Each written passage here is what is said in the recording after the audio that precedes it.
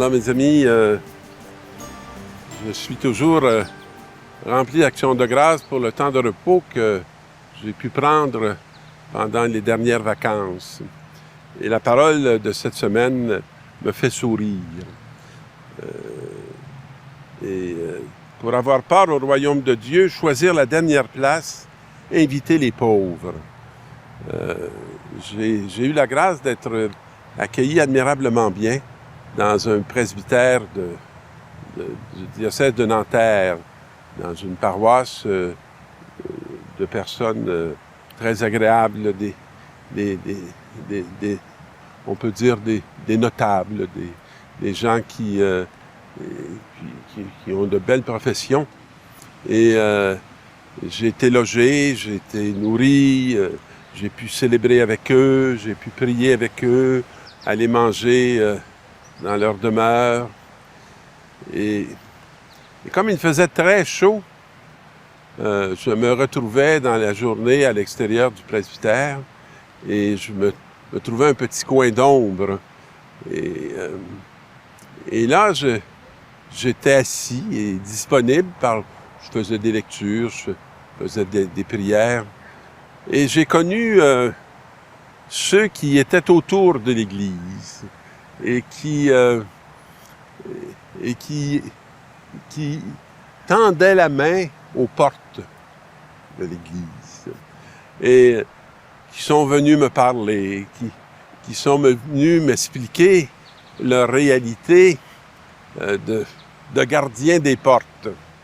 Et ça me faisait rire de voir que certains me disaient, moi, j'ai hérité de la porte centrale parce que mon ami de qui j'étais très proche, c'est lui qui était là. Et quand il est décédé, il m'a dit, ben, je te laisse ma place. Et je me suis mis à connaître la solidarité entre des gens très démunis dans ce milieu très huppé qui était de fait le Westmount, on pourrait dire, de Paris. Et je trouvais très agréable de pouvoir échanger avec ces personnes qui me donnaient toutes sortes d'informations sur le milieu qu'aucun groupe touristique aurait été capable de me transmettre. Et souvent, lorsque je sortais, ils venaient me donner la main, ils venaient me saluer. Et quand je célébrais, ils venaient me dire ils avaient été espérants que ce soit moi qui célèbre. Alors, c'est ce que nous dit un peu l'Évangile. Jésus est entré chez un chef des pharisiens pour y prendre son repas. Remarquant que les invités choisissaient les premières places, il leur dit cette parabole. Quand tu es invité à des noces, ne va pas te mettre à la première place, car on peut avoir invité quelqu'un de plus important que toi. Alors celui qui vous a invité, toi et lui, viendront te dire, cède-lui ta place, et tu iras plein de honte prendre la dernière place. Mais toi, au contraire, si tu es invité, va te remettre à la dernière place pour que, voyant que tu es à la dernière place, on vienne te chercher pour t'élever. Ce dont l'Évangile nous parle dans l'élévation, je ne crois pas que ça aura part avec une élévation sociale. Mais ça a beaucoup à voir avec s'élever dans la grâce de Dieu.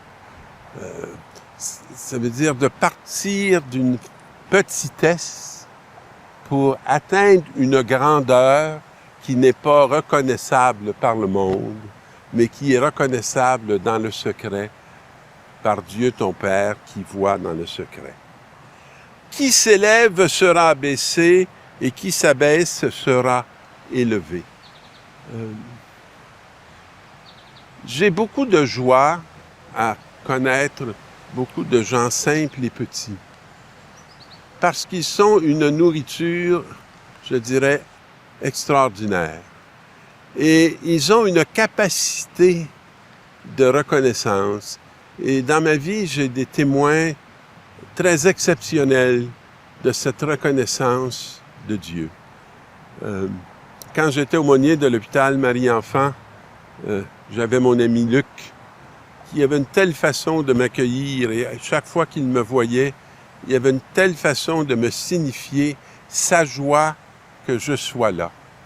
Et je me rappelle aussi, lorsqu'il était dans des états de crise, où il me faisait signe en me disant « Ne pars pas, reste proche ». Il me signifiait que ma présence l'apaisait. Alors, j'ai eu cette expérience que beaucoup de ces jeunes m'ont apporté. Et il me semble que quand je lis cet évangile, je retrouve cette sagesse qui vient de Dieu.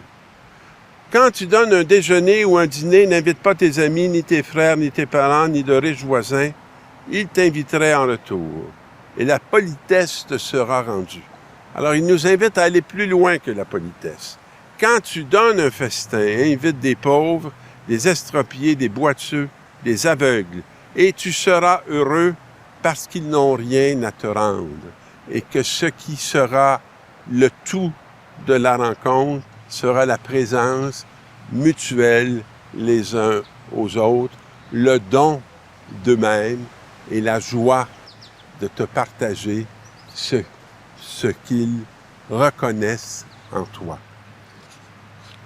En première lecture, « Mon fils accomplit toutes choses dans l'humilité ». Moi, je pense qu'un des très bons chemins pour apprendre l'humilité, c'est d'être avec les humbles, d'être avec les pauvres. Et tu seras aimé plus qu'un bienfaiteur. Tu ne seras pas aimé pour l'argent, tu seras aimé pour toi-même.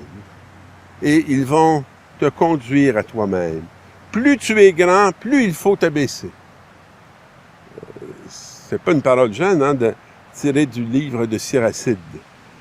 La puissance du Seigneur est grande et les humbles lui rendent gloire à la puissance de Dieu.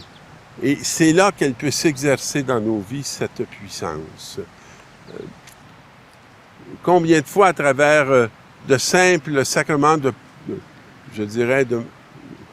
à des malades que j'ai pu communiquer en me faisant accompagner par des frères ou des sœurs de la communauté.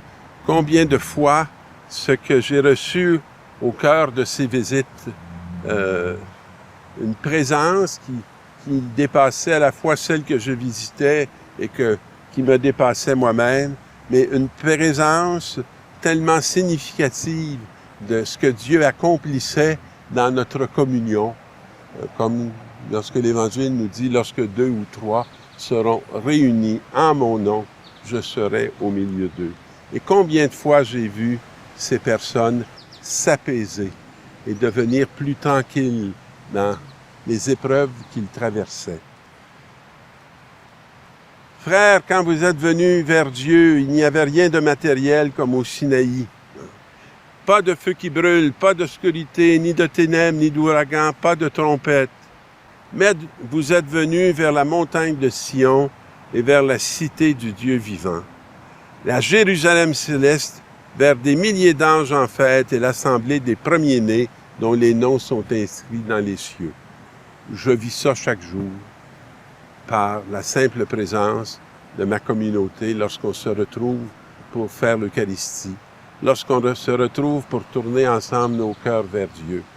C'est l'expérience du Sinaï, de cette présence dont nous avons grandement besoin pour que notre vie n'échappe pas son sens et que l'essentiel devienne possible au milieu de nous et non pas étouffé et je dirais noyé dans tout l'ensemble des préoccupations que peut nous imposer ce monde, souvent qui ne cherche que son bien à lui et qui nous tourne comme si nous n'étions que des objets.